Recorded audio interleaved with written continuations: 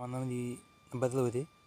त्याच्यामुळे पाऊस एवढ्या 2-4 दिवसामध्ये महाराष्ट्राच्या कानाकोपऱ्यामध्ये पुणे, सोलापूर, सांगली, पालघर, ठाणे, मुंबई, रत्नागिरी, रायगड, सिंधुदुर्ग अशा जिल्ह्यामध्ये पावसाचा दाट शक्यता आहे. कारण की टेम्परेचर फार हद्दीच्या बाहेर गेलेलं आहे. आपण एक शेतकरी आहे म्हणून शेतकऱ्यासाठी अंदाज सांगते. कारण की शेतकऱ्याचे कामं काही एका दिवसामध्ये किंवा एका घंट्यामध्ये आवरत नाही.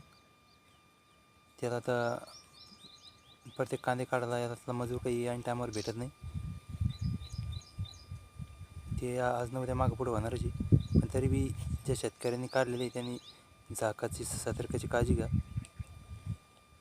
पाऊस येईन किंवा नाही येईन ते काही त्याच्या भरमात पडू नका. पाऊस आज किंवा उद्या याची शक्यता आहे. तो काही मोसमी पाऊस नाही.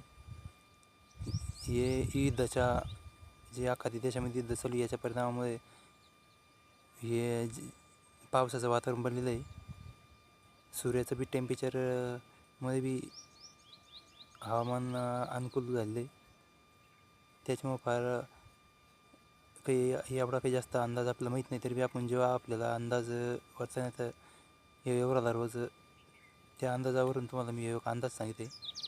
हे अंदाज काही फार खरा किंवा खोटा ठरण्याचा काही संकेत काही आपल्याला त्याच्याबद्दल काही जास्त माहिती नाही.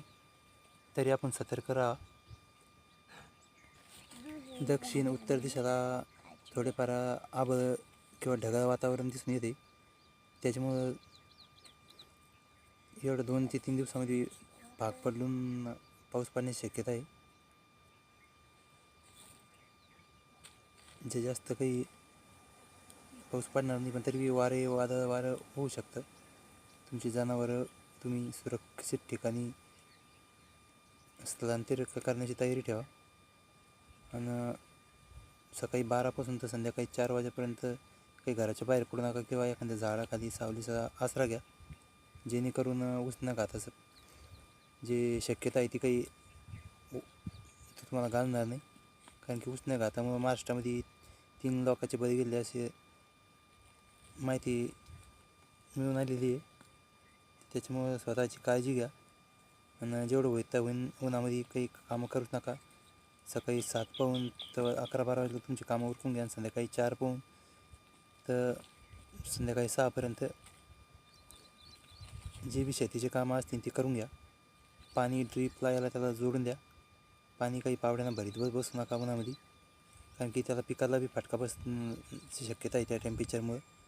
तुम्ही जे खालून पाणी देणार आहे ड्रीपचं पाण्यानं 70-80% काही त्याला फटका बसत नाही. पण खाल्ल्या पाण्याने त्याला 60-70% फटका बसतो. कारण की ते पाणी काही एवढं भिजत नाही, जिरत नाही. त्याच्यामुळं सतर्क राहा आणि सावधान राहा. आणि आपले व्हिडिओ आवडल्यास चॅनलला लाईक आणि सबस्क्राईब करा.